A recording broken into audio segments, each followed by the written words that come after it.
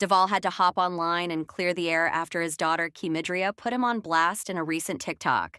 She basically aired him out for not being in her life, not giving her money for a car, and how his own family and oldest daughter been dragging him. And baby, when I tell you, this man was hurt. He was crying, shaking his head. Like, you could tell this cut deep. Devall went live and let it all out. He said he's sick and tired of the disrespect, not just from his daughter, but from his whole damn family. My life, like, I'm their big sister. I want them to know who I am and be a part of my life. But, you know, at a point, it gets to be like, okay, but when can I spend time with my father one-on-one? Yeah, no, I'm gonna keep it a buck, and I'm gonna keep it 100. Like, she did used to say one-on-one time and all that, and yeah, I know how important that is, one-on-one time with these kids. And I take these kids out one by one all the time. You know what I'm saying? And I understand what she meant by that. But at the same time, and in them circumstances, at the same time, like, you can't call me every 6 months and tell me you want some one-on-one time. You know what I'm saying? Like, we had a court order, y'all. Hold up, I'm jumping all over the place. Let me keep going. Let me keep going. You know what I'm saying? Because I really want to put this shit in perspective. Like, so, you know, me and her back and forth, then it got to a point where I was like, nah, I need a DNA test. You know what I'm saying? I need a DNA test. She said that I put myself on child support. That mother crazy. I went to Yuba County, California, where they was living at, and went put myself on child support. That sounds dumb. People think I'm flow, y'all. They think I'm her, my family. I'm gonna get all you mothers today because I'm pissed off at everybody. My sisters, my brother, y'all fake asses. I'm sick of y'all fake ass shit. Now, I try not to bring this shit to the internet. I try not to go do this type of shit because I already know how this shit can go. You know what I'm saying? But at the same time, I'm tired of all this fake ass shit. I ain't go to Yuba County, California and put myself on the mother's child support. That'd be fucking with me. Oh, I want to make sure that's my baby and all that shit. You know what I'm saying? Anyway, the child support people coming. The child support people called. They asked me, was it my baby? And I was like, no. She told me it wasn't my baby. You know what I mean? On the paperwork itself said she told me the baby was mine, which was the mother. They had me 4 years back in arrears. 4 years back in arrears, y'all. But I had that letter that I proved to the judge and to the court that she said the baby wasn't mine. You know what I'm saying? The baby wasn't mine. But they said, okay, well, the DNA test said you the father. She did say that the baby wasn't yours. So they went back 3-4 months and said, okay, we're going to just get you for arrears for 3 or 4 months when she put me on child support or whatever. I got with Renee, you know what I'm saying? And I started being with Renee and I started really hanging, like, doing family stuff with the kids and stuff like that with Jalen and Jeremy, because Jordan wasn't around. I made it my best to try to be in this little girl's life. I started, because before Renee, I was partying. I was doing everything. I ain't gonna lie. She told me the baby wasn't mine. I wasn't stressed out. I was partying. I was having fun with my motherfucking life. You know what I'm saying? I got Renee and I started settling it down and stuff like that. So we got the DNA test. Renee came right when the DNA test came. You know what I'm saying? So I'm saying, okay, I'm taking care. I'm chilling with Renee and Jeremy and Jalen. So I'm gonna go ahead and I'm gonna. Renee was a strong factor in my life in the beginning. She was like, Devall, that's your kid. Even when I wanted to give up because of bullshit, she was like, no, that's your kid. We won't go around 6 months, 8 months. She's like, you need to go call your kid. She went behind my back and went talk to my daughter grandmother and say, hey, let's do it for Keymidria and stuff like that. Like, Renee was the strong force in this shit of me being in that girl's life. So y'all could cut with the bullshit. You know what I'm saying? But her mama, ask her mama. Her mama will tell you. She used to text me, oh, why you want to do it now? Why you want her in your life? Why you want to do it now? And I was like, because I made mistakes and I want to do the right thing. You know what I'm saying? I want to do the right thing and have her in my life and stuff. I went to court. We got a visitation order out. The visitation order was me to get her every other weekend. Every other weekend. All right? A couple weeks. a couple weeks in the summertime. I was supposed to get on Father's Day. Her mama have on Mother's Day. She go by half of the day. She come by me on Christmas, and half of the day she go by her mama on Christmas. Y'all, I never forget. The first date when we supposed to get her was October 2009. October 2009, the first weekend of October 2009. I go to pick this girl up.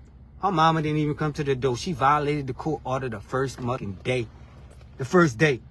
You know what I'm saying? So now I'm back and forth in the courthouse, right? I'm back and forth in the courthouse with the visitation. The visitation child support ain't shit. It ain't shit. I was like, she violated the order. She was like, well, that's a court. That's a family court. Now you got to take her to court, get a lawyer, you know. Man, I called a lawyer. They told me about $5,000 to $7,000, and I ain't had no money like that to take her to court. You know what I'm saying? So it was back and forth. I'm gonna keep it 100. I'm gonna keep it 100. In the beginning, I was going back and forth. I was going back and forth with her and Renee. You know what I'm saying? Because I did start feeling sorry, like, damn, that's my child, and I left her and all that, and blah, blah, blah. But at the end of the day, I was not with this girl. She didn't want me. I didn't want her. I lived in my house by myself in Metairie, Louisiana. I was in my own apartment. Like, we had nothing. But when Renee came in, my life turned to hell. She turned my life to hell. She took my daughter and dangled her over my mother's head. You know what I'm saying? Now, she said something about me. We took her from the bus stop. Like, yeah, we did. It was dangerous. I ain't gonna lie. That was dangerous. I snatched up. Renee drove. You know, we left. She went at the bus stop the very next day, and your mama told you to run, and you almost got hit by a car. Tell him that. Tell him that. Trying to make me look like the bad guy. You know what I'm saying? Throughout the years, y'all, we had a visitation order. All this shit could have been, she talking about one-on-one time. Now, if we had this visitation order like we had, and we was following the rules of this visitation order, y'all, guess what? Then the one-on-one time with daddy would have been perfect. But you can't come in my mother every 6 months and talk about, oh, we need to spend some quality time together. Nah, fuck on, bro. You don't dictate shit over here. I'm running my house one way, and that's how we gonna keep on running that shit. I run my shit, not you. Now, my wife got a big mouth and she talk a lot of shit, but nigga, I run this shit. I run this shit. Do you hear me?